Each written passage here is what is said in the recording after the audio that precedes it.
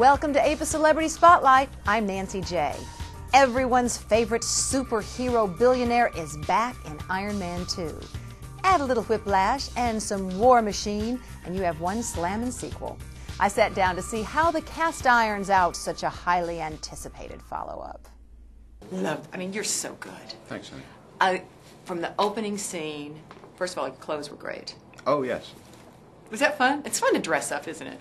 Yeah, I still like it. I mean, I'm a bit of a schlub on the weekends, or if you see me at home, or my kid and his teenage buddies would kind of laugh at some of my get-ups, but I clean up all right. Yes, you do. So how was it putting on that suit again? I mean, the Iron Man suit. Right. It was kind of tough, but it was actually the easiest part of shooting, because we know that stuff works, and last time, you know, the folks really responded to it.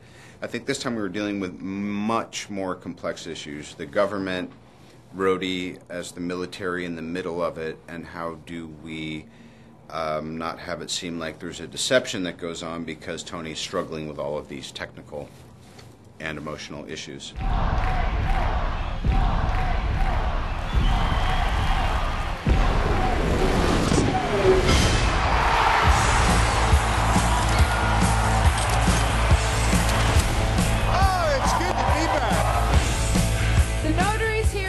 Front and center. I'm sorry, he's very eccentric. I want one. No. Thank you for Iron Man 2. Thank you. I mean, what is it? You're like really in with the Department of Defense now, aren't you? I'm really in with them. I guess I must be, because I know when we did the first Iron Man, we went to Edwards Air Force Base, and they were very, very nice to us. And I said, well, here's a few things. You could film this asset, and you could let's take the tour. There's the B-2. Don't get too close to it. You know, take a look. No pictures. But they gave us the tour, and it was great. When we made the second Iron Man, they put everything out on the tarmac. We had a B-2 right in frame, and we had an F-22 there, and all, you know. And I thought we were spoiled the first time around, but they must have liked what we did. Now, did you have any scenes? I can't remember, at Edwards Air Force Base. I did. You did. Oh, that's right, because when you come in with... Yeah. Yes. I don't know if it's still in the movie, but... There's the trailers, I know that... In the trailer, yeah, so we went out again to Edwards. Was that great. fun? Oh, it's amazing. I mean, it was so... First of all, the drive out there into the desert is kind of amazing. You just feel like you're going into another world, and it's amazing to see the power of the U.S. military up close and the size of those jets, and they would sort of be flying around. I mean, it was amazing. And I had never been on, I don't even know what the term is for that, an airplane that carries tanks, flies tanks. I mean, it was huge. It was, you know, I've never felt so tiny in my life as on that. That's neat. Yeah, it was really cool.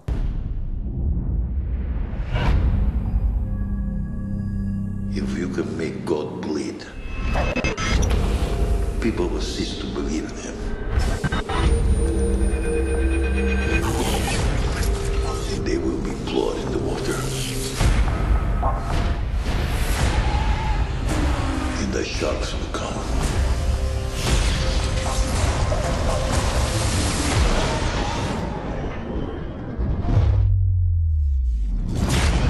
All I have to do is sit here and watch as the world will consume you. How was it being an Iron Man 2? I loved seeing you in this. It was fun. It was, you know, it wasn't really like going to work. It was just, you know, it was kind of fun. The character was kind of interesting, and working with Favreau and Downey and Sam Rockwell, you know, it was a pleasant experience.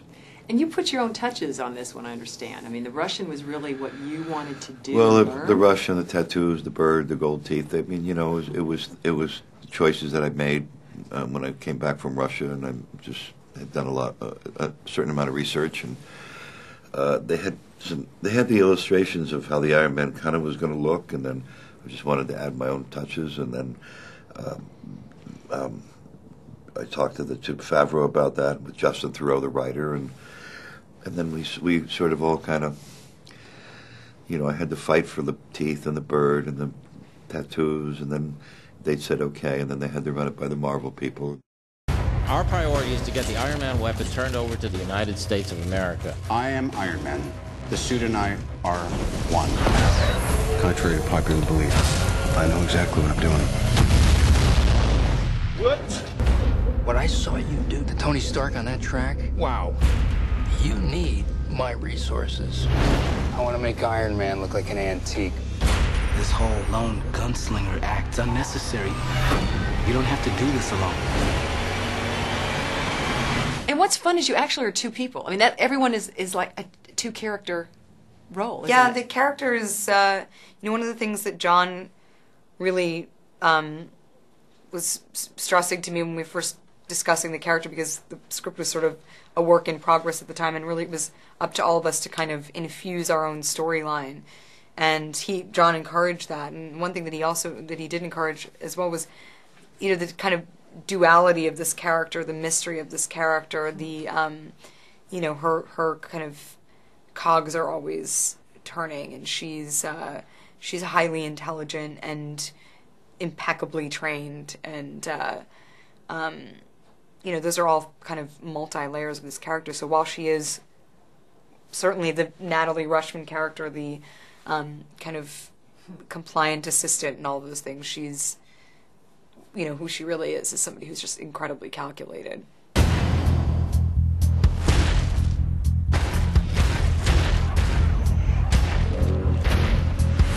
I hope you're ready. Come on!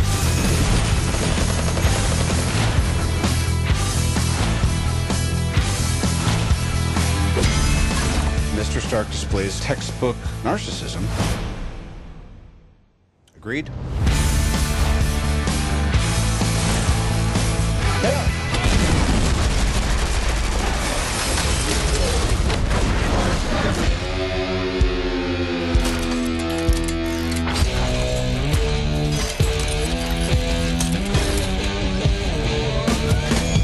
Look for Iron Man 2 in your real-time theater.